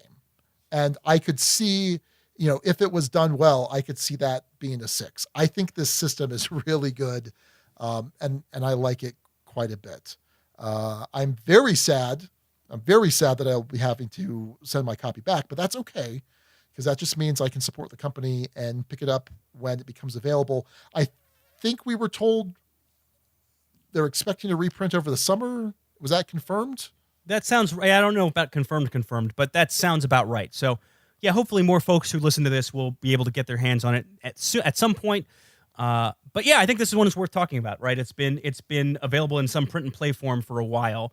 And, supporting an Albuquerque publisher. Love doing that too, especially because it actually turned out to be a pretty good game, Sean. Yeah, it sure did. It sure did. So, yeah. So that's the Duke's review of Maquis. Sean gives this one a 5, and I give this one a 4. You are listening to the Dukes of Dice, proud members of the Dice Tower Network. For other great shows in the network, check out dicetowernetwork.com. Back to Alex and Sean for this week's Dukes Double Take. All right, finally, Sean, we are looking at the Duke's Double Take, back to episode 201, Ground Control to Mastermind, where we reviewed Victorian Masterminds. Sean, you ripped this game in half. Yeah. In half. You gave this one a 2. You said this wasn't enjoyable. It was too much work for what you get. And you described it as feeling a lot like clicking on an empty screen. You also made the comment that not every game needs to be published. Wow. In association with this. I need to go back and listen to that. Yeah, it's coming back to me now. Oh, it was that is a direct quote. Wow. So you were pretty harsh on that game. So I was less harsh. Oh. I said it was a low 4. And I said at the time, I was only there because Abby had enjoyed it. And it wouldn't be surprising to me if it had dropped a year from now. I don't think the game's in my collection, or if it is, it's in the basement. Haven't played it. Abby hasn't suggested or thought to play it, though. She doesn't make a ton of recommendations anyway. So, yeah. I mean, it probably should have been a 3 at the time, and it's actually legitimately a 3. Sean, you look very concerned over there. No, I'm laughing at myself. Oh, listen to the episode; it's great. Yeah, I'm gonna go back and listen to that. If you wanna hear me really rip a game to shreds, this is the one to do it.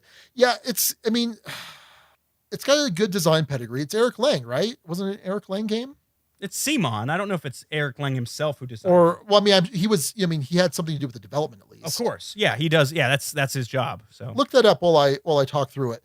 Yeah, the feels like a lot of clicking on an empty screen.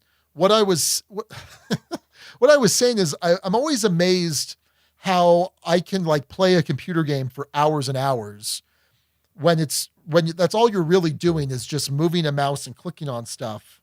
And yeah, there's the input that makes it interesting. But if you were to take away that input and you're just like, okay, I've just got to click on the screen 1,000 times, that would not be interesting at all, right?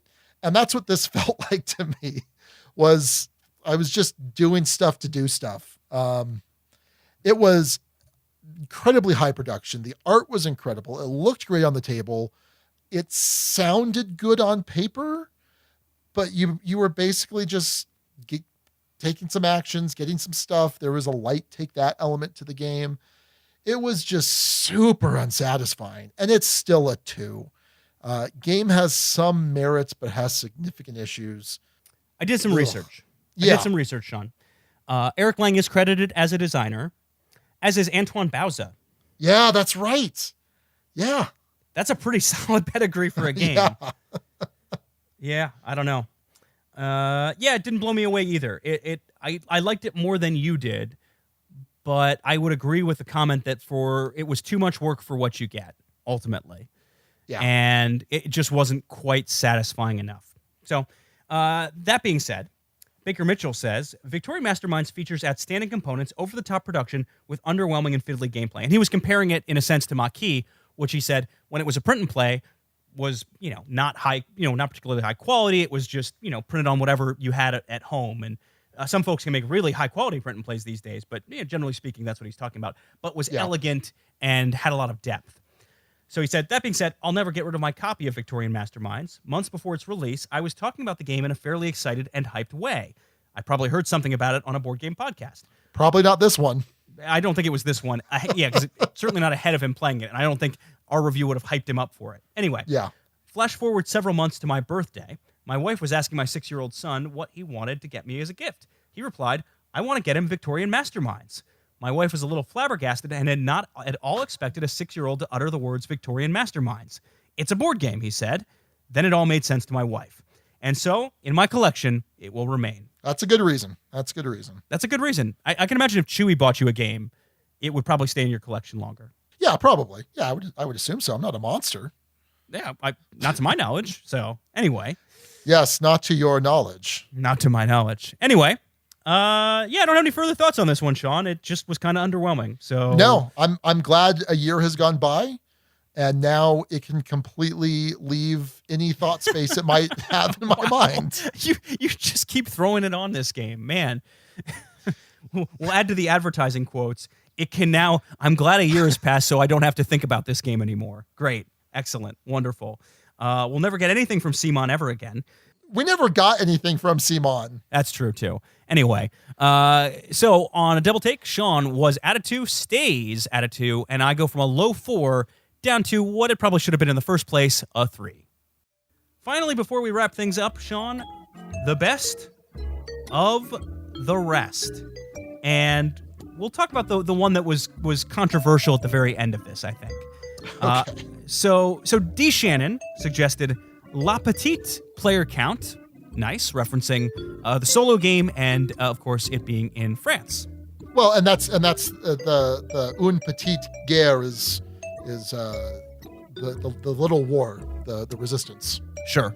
Next up, Don Gilstrap suggested Elementary, my dear Chakotay. How did you pronounce Chakotay earlier, Alex? Shakatai? Chakotay.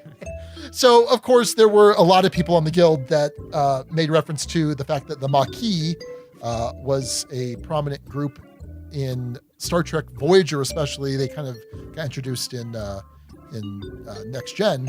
But so Chakotay was the leader of the Maquis that joined up with the Voyager crew in the pilot episode. And then, of course, Elementary, my dear Watson, is the famous Sherlock Holmes quote, so that ties into Victorian Masterminds. Yes, in which Sherlock Holmes is dead, but it doesn't matter. Right. All right, next up, Namefather suggested The Villains of Vichy. Pretty clever, referencing Victorian Masterminds villainy, and of course, the French government under Nazi occupation. Oh, I didn't think you were going to get there. Good. I'm glad I got there. Baker Mitchell suggested Guerrilla Gears. But of course, it is. Of course, is it just the? It's guerrilla fighters in Maquis, resistance guerrilla. That's the concept, and then the gears in Victorian Masterminds. No, I know, but it's just the GG, right? It's just the what's that called? Assonance? Is that assonance? No, it's not assonance. Alliteration. Alliteration. There we go. Assonance is when it's the vowel sounds, right? Right. Okay. And finally, the name that we almost picked, was from King Splendor. Resistance is futile. Great. It's referencing kind of a villainous kind of phrase you might use, the French resistance. The problem, this is the only reason this got denied. Well, wait, but the other reason too is that's kind of a Star Trek quote. And again, the Maquis Star Trek Borg reference. Yeah. So pretty solid all around. Would have been the name, except Dukes of Dice episode 150 was not Resistance is Futile, F-U-T-I-L-E, but Resistance is Feudal, F-E-U-D-A-L. So we have previously named an episode something much, much, much too close to this. And the longer we do this show, the more likely this is going to happen, because it's happened, I feel like it's happened a few times recently, where we've had really good suggestions and been like, that's been a name, hasn't it? So anyway. Well, and let me say this about that specifically, because I remembered, no, we've had something like it. It was Resistance is Feudal. The only reason I think I remembered that is because of the show art. Can you pull up the show art, Alex? It's the box cover of Yamatai? Yeah. So hold on one sec. So typically, by the time I'm done editing the podcast, I just want to knock out the show image as quickly as possible. That's like one of the final steps before uploading and everything. Every now and then, though, I decide to spend a little extra work on something. And I spent a little extra work on this particular show image. So go look at, what's the show number again, Alex? It's episode 150. Okay. I spent a little extra work on this one. Oh, I just saw it. And nobody said a thing. Nobody noticed. No comment on the guild. I won't say it either. But yeah, comment on this episode on the guild to let Sean know that you've seen his hard work. If you do, go back to episode 150 and notice what he did. It's pretty good. I'm going to look it up because I haven't seen it in a while. You did a good job. You did a really good job. It was very difficult. It was very difficult to do. 150, 150. Boy, where were we in those days? Dukes of Dice, 150. I put in Dukes O Dice. Oh yeah, look. By at the way, that. this was back in 2017, Sean, almost 3 years ago. This episode name, so totally understandable that people wouldn't remember it. I don't remember all of our episode names, in fairness, especially the bad ones when we were naming them ourselves. I digress. So while Sean's looking up his own handiwork, probably good as time as any to wrap this up. This was good, Sean. A regular episode for once. For the most part. All right, well, that's going to do it for episode 226, Solo at Holmes. Thanks again to Paul G for that awesome episode title. Until next time, this is Sean. And Alex. And Duke you later, everybody. Thank you so much for listening to The Dukes of Dice. Today's episode was recorded in the Duchy on May 21st, 2020. Our theme music provided by Carbohydro M from his Prime Legacy album. The Dukes of Dice are a proud member of the Dice Tower Network. For other great board gaming podcasts, check out Dicetowernetwork.com. And for all the latest to the Duchy, go to dukesofdice.com. Find us on Twitter at Dukes of Dice. Join in conversations on our Board Game Geek Guild. Find us on Facebook and subscribe to our YouTube channel. Thanks to our sponsors, Arcane Wonders and Game Toppers, LLC. You can learn more about Arcane Wonders' fine titles at arcanewonders.com and find out all you need to know about Game Toppers at gametoppersllc.com. We'll see you back here in 2 weeks. Until then, stay safe and game on.